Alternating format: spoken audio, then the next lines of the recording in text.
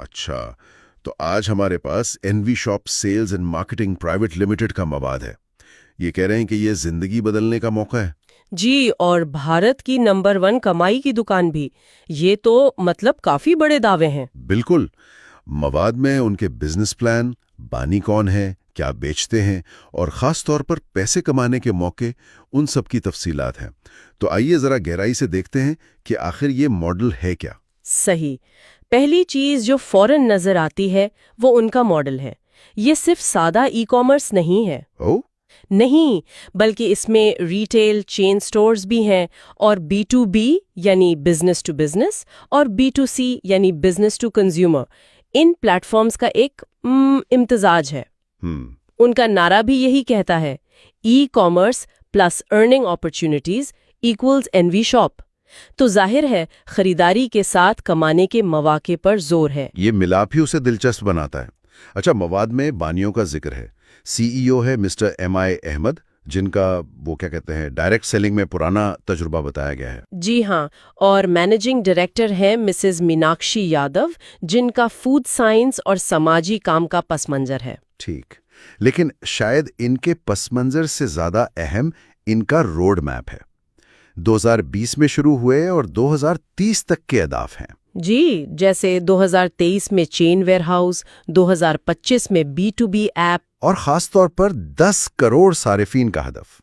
10 کروڑ، یہ تو بہت ہی بڑا ہدف ہے. بالکل بہت بڑا.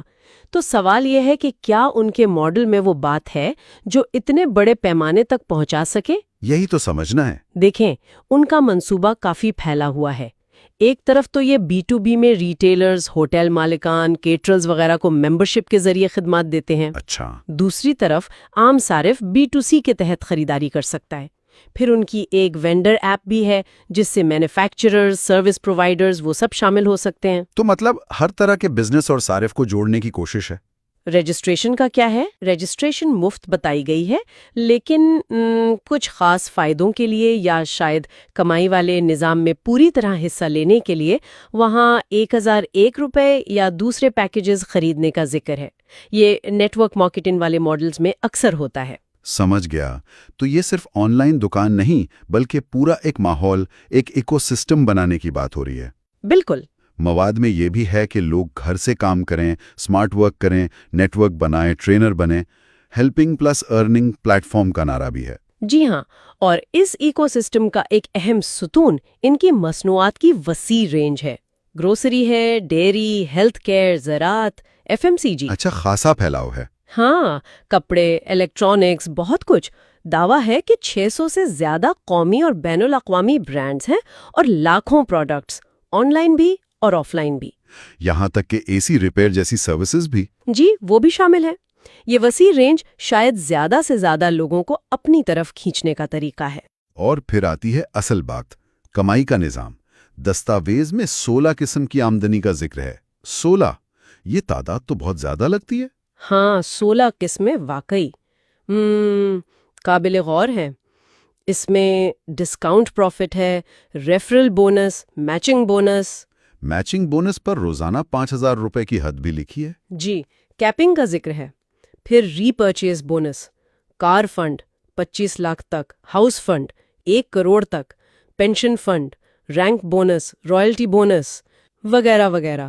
اتنی ساری قسمیں؟ جی، اتنی ساری اقسام. خاص طور پر جب ریفرل، میچنگ اور رینک بونس جیسی چیزیں ہوں تو یہ اکثر اشارہ کرتی ہیں کہ ماڈل میں نیٹ ورک بنانا، مطلب لوگوں کو جوڑنا اور ٹیم کی کارکردگی، وہ آمدنی کا بڑا حصہ ہے.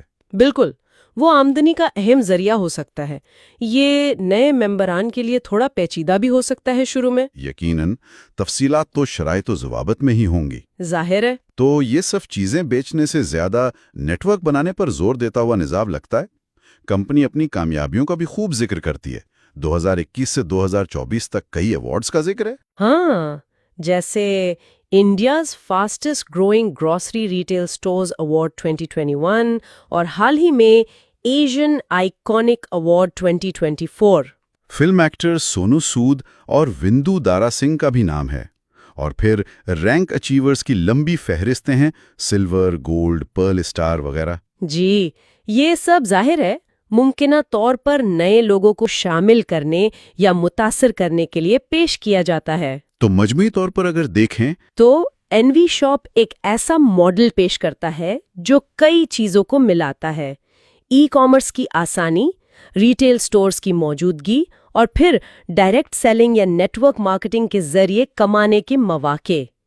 یہ ایک ہائبرڈ ماڈل ہے جو مختلف کاروباری طریقوں کو اکٹھا کرنے کی کوشش کر رہا ہے۔ تو آخر میں یہ مواد این بی شاپ کو ایک ایسے پلیٹ فارم کے طور پر دکھاتا ہے جہاں خریداری اور کمائی ساتھ ساتھ چلتی ہیں۔